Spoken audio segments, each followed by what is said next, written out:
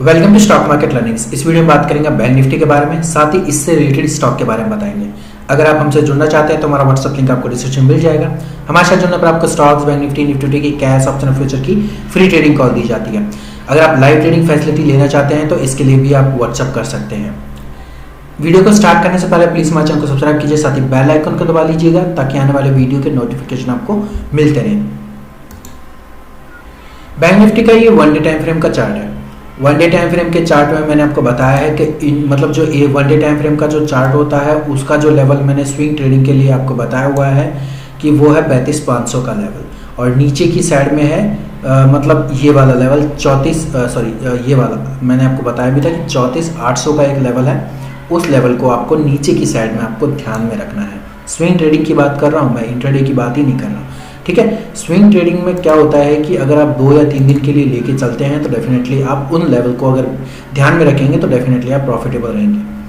मैंने आपको पिछले वीडियो में ये बताया था कि एक जो कैंडल बनी है, यानी ये वाली जो कैंडल बनी है, ठीक है, ये वाली कैंडल एक मतलब एक रिवर्सल पैटर्न होती है, ठीक है। इस वाली जो कैंडल का अगर रिवर्सल पैटर्न है, डिपेंड ऑन कि ये जो कैंडल है इस कैंडल का लो, ठीक है, इस कैंडल का जो लो है ये वाला लो, इस कैंडल का लो ब्रेक होना चाहिए नीचे की साइड में, तभी ये नेगेटिविटी की तरफ जाने को मतलब सक्षम होगा, यानी कि जा सकता है, ठीक है।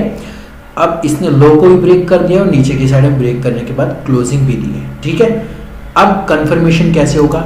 नेक्स्ट डे में कंफर्मेशन तब होगा जब इसके मतलब ये वाली आज के दिन की जो कैंडल है ना, ये वाली जो मैंने आज के दिन की समझ ही होंगे आप, ये वाली जो कैंडल है इस कैंडल का लो ब्रेक करते ही आपको सेल कर देना है, वेट नहीं करना है। पहला जो टारगेट अगर रखना है आपको, तो पहला टारगेट अगर आप रखिएगा 34,700 का, दूसरा फिर उसके बाद 34,500 का, फिर उसके बाद सीधा का सीधा 34,300 का लेवल, ठीक है।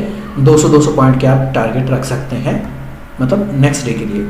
स्विंग ट्रेडिंग का मैंने आपको बता ही दिया कि स्विंग ट्रेडिंग में 35,500 का एक ऐसा लेवल है, और फिर उसके बाद 34,800 का लेवल। 34,800 के बाद सीधा जो टारगेट होगा वो आपका जो होगा स्विंग ट्रेडिंग में पहला जो टारगेट होगा वो आपका नीचे की साइड में 34,500 का होगा, दूसरा जो टारगेट होगा 34,300 का, तीसरा जो टारगेट होगा वो होगा सीधा 34,000 का, ठीक है। अब 35,500 का तो मैंने आपको बता ही दिया था, 35,800 का लेवल, फिर उसके बाद सीधा 36,000 का, 36,000 के बाद में 36,300 का लेवल, फिर उसके बाद 36,500 का लेवल, ठीक है। ये सारे के सारे स्विंग ट्रेडिंग की है। बात करते हैं इंट्राडे, हमें नेक्स्ट डे में क्या करना चाहिए। बैंक निफ्टी का ये 5 मिनट का टाइम फ्रेम का चार्ट है। देख लीजिए, मैंने आपको जो पहली चीज बताई थी, थोड़ा सा इसको श्रिंक कर देते हैं, ठीक है। पहला जो मैंने आपको चीज बताई हुई थी वो ये थी कि जैसे कि ये जो पिछला मैं थोड़ा इसको श्रिंक कर रहा हूँ, श्रिंक इस वजह से कर रहा हूँ ताकि आपको समझ में आ सके। जो मैंने आपको पहली चीज बताई थी, यानी कि लगभग ये 280 की यानी कि 300 वाली जो रेंज है, ठीक है, इस रेंज से लेके लगभग ये 260 यानी कि लगभग 150 की जो रेंज है, इसको रेंज को इस रेंज में तो आपको ट्रेड करना ही नहीं है, ठीक है। इस रेंज को अगर थोड़ा सा एग्जिट हो सके तो आप में कम से कम 100 पॉइंट के आप ट्रेड कर सकते हैं, आपको प्रॉफिट भी मिलेगा और पॉइंट भी आपको आसानी से मिलेंगे। और यही जो रेंज है, यही रेंज मॉर्निंग में इसने इसको दिखाई थी। मॉर्निंग में जैसे इस रेंज को ब्रेक किया तो कम से कम आपको 100 पॉइंट जरूर मिले होंगे, ठीक है। अब थोड़े टाइम बाद में यानी मॉर्निंग में थोड़ा सा इसने इसको ब्रेक करने की कोशिश की थी, तो थोड़ा सा अपसाइड में मूवमेंट दिया, फिर थोड़ा सा यहाँ पे सपोर्ट लेने की कोशिश की थी, फिर यहाँ पे सपोर्ट लेने की कोशिश की थी। यहाँ पे भी सपोर्ट हो सकता था, लेकिन जो एक कैंडल थी कंफर्मेशन कैंडल, इसने कंफर्म कर दिया कि अब ये नीचे की साइड में ही जाएगा, यानी कि लगभग मतलब मैंने तो 100 पॉइंट की बताए थे, लेकिन इसने जो रेंज दिया है लगभग आपको 200 पॉइंट की, 200 से 150 से 200 पॉइंट आपको दिए होंगे डेफिनेटली। जिसने भी इस लेवल पे बाय किया है, यानी कि बाय और सेल का जो मतलब सेल पी लिया होगा जिसने बैंक निफ्टी का, तो डेफिनेटली इसने काफ़ी अच्छा प्रॉफिट भी लिया होगा, लेवल अगर जिसने ध्यान रखे होंगे, ठीक है। रही बात अब इस रेंज से अप साइड में निकलने के बाद क्या होगा। अब इस रेंज से अप साइड में निकलने के बाद आपको कम से कम 200 से 300 पॉइंट आपको आसानी से मिल जाएंगे, नीचे की साइड में भी और अप साइड में भी, ठीक है।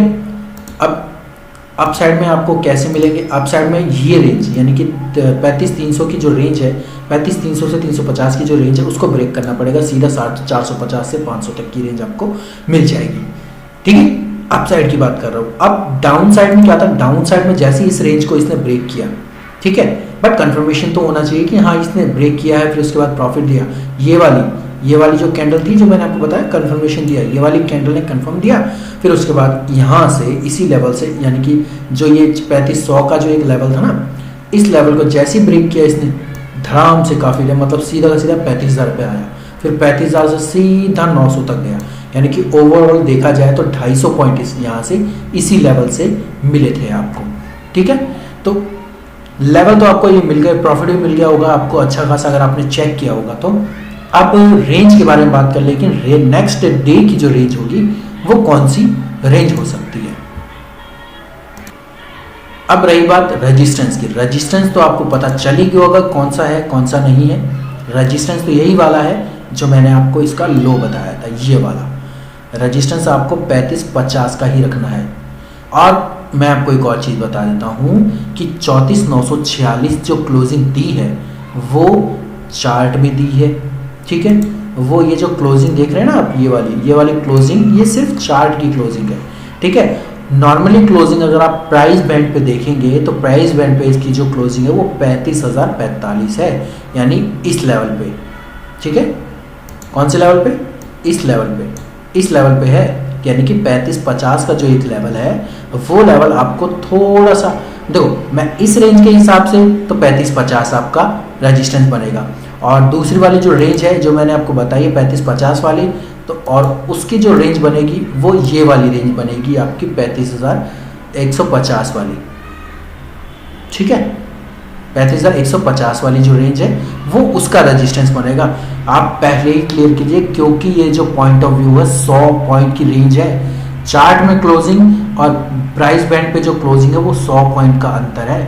ठीक है ना, तो 100 पॉइंट के अंतर के हिसाब से प्राइस बैंड की जो रेंज है वो रेंज आपको 35,150 का रेजिस्टेंस रखवाएगी। ठीक है, अब जो नॉर्मली जो रेंज है यानी चार्ट वाली जो रेंज है उसका जो रेजिस्टेंस रहेगा वो 35,050 का होने वाला है।